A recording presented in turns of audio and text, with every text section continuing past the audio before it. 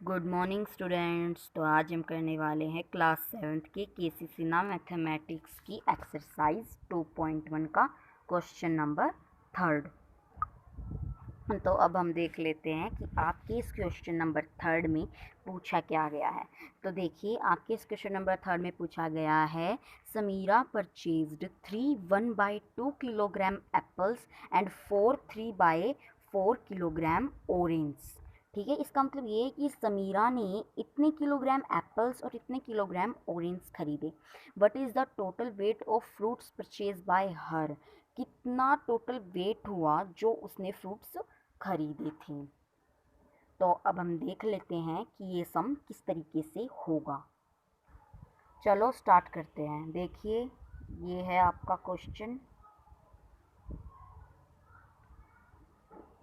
समीरा ने इतने kilogram apples और इतने किलोग्राम ऑरेंज खरीदे और अब हमें इसका टोटल वेट बताना है। जितने भी उसने फ्रूट्स खरीदे हैं, उसने 2 फ्रूट्स खरीदे हैं। तो अब हम देख लेते हैं कि किस तरीके से ये होगा। ठीक है, तो अब हम शुरुआत करते हैं। तो जिस तरीके से हम करते हैं, तो यहाँ पे हमें शुरुआत में लिखना होगा द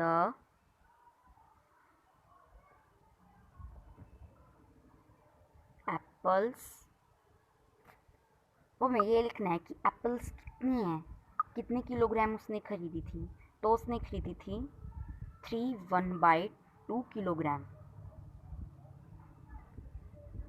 और उसी तरीके से हमें यहाँ पे ऑरेंज के बारे में भी लिखना है।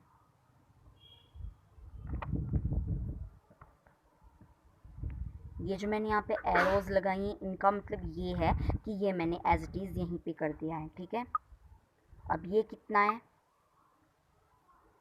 4 3/2 किलोग्राम। अब ये अनडायरेक्ट है, तो हम इसे डायरेक्टली लिख देंगे कि इन्हें जिस तरीके से मल्टीप्लाई करके किस तरीके से ये डायरेक्टली में आ जाएंगी।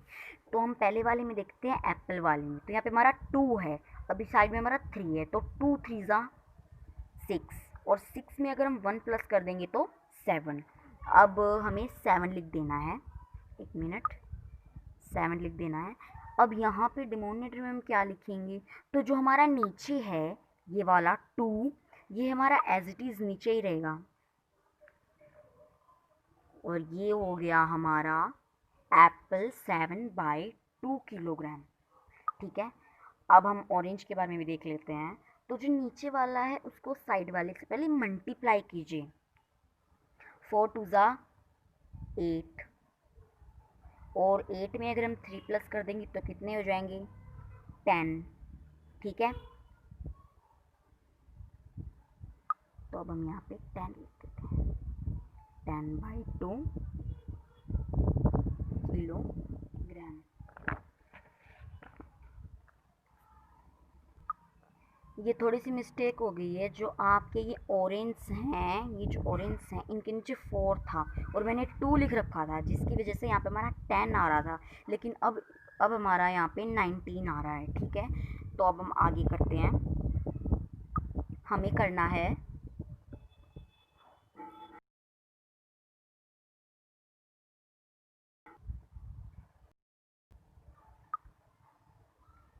द क्रॉस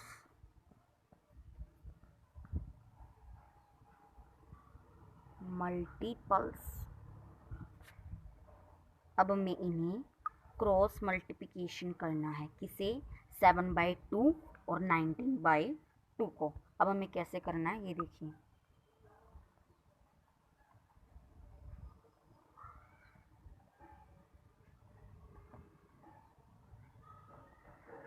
इस तरीके से हमें इसे क्रॉस मल्टीप्लाई करना है। ठीक है, तो हम इसे अगर क्रॉस मल्टीप्लाई करेंगे तो हमारा आ रहा है 28 और इसका आ रहा है 38। तो अब हमें टोटल वेट बताना है दोनों का, तो हम इसे प्लस ही करेंगे। तो इसलिए यहाँ पे प्लस का निशान लगा लेते हैं। और जो हमारे 2 और 4 आया था, उसका जो एलसीएम है वो हमारा 8 आ गया। और जो दूसरे का था उसका हमारा आ गया 4। तो अब इन दोनों में से कौन सा बनाना, तो इसलिए मैं यहाँ पे माइनस कर देंगे और इन्हें प्लस कर देंगे। तो अब देखिए, हम अगर ऊपर वाले को ऐड करेंगे ना तो हमारा आएगा 66, और अगर नीचे वाले को माइनस करेंगे तो हमारा आएगा 4। ठीक है, अब हमें जो आपका ये क्रॉस मल्टीप्लिकेशन के बाद हमने जो प्लस माइनस किया है, इस सम में जो ऊपर वाला होता है सिर्फ और सिर्फ वही काटा जाता है। तो अब हम इसे काटेंगे, तो इसको काटने से हमारा आ गया 33, नीचे वाला इसी तरीके से रहेगा। ठीक है, तो अब हम कर लेते हैं 33/4। ठीक है, तो ये हो गया हमारा 33/किलोग्राम।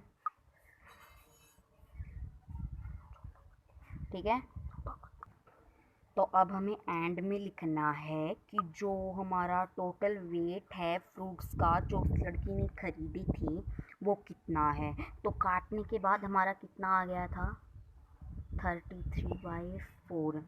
तो आपने अपने क्वेश्चन की शुरुआत में देखा होगा कि जो आपके फ्रूट्स का किलोग्राम है वो किस तरीके से लिखा गया था। तो इसलिए जो आपका 33/4 किलोग्राम है उसे हम उसी तरीके से लिख देंगे जिस तरीके से आपके फ्रूट्स का किलोग्राम लिखा गया था। तो यहाँ पर अगर हम इसे करें तो 8 1/4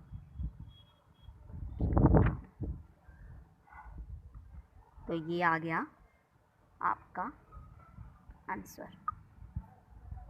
ये देखिए, ये है आपका पूरा क्वेश्चन।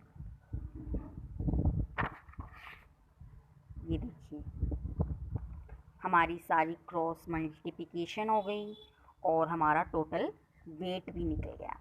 ठीक है, और प्लीज़ मेरी वीडियो को लाइक एंड सब्सक्राइब कर दीजिएगा। Okay, have a nice day.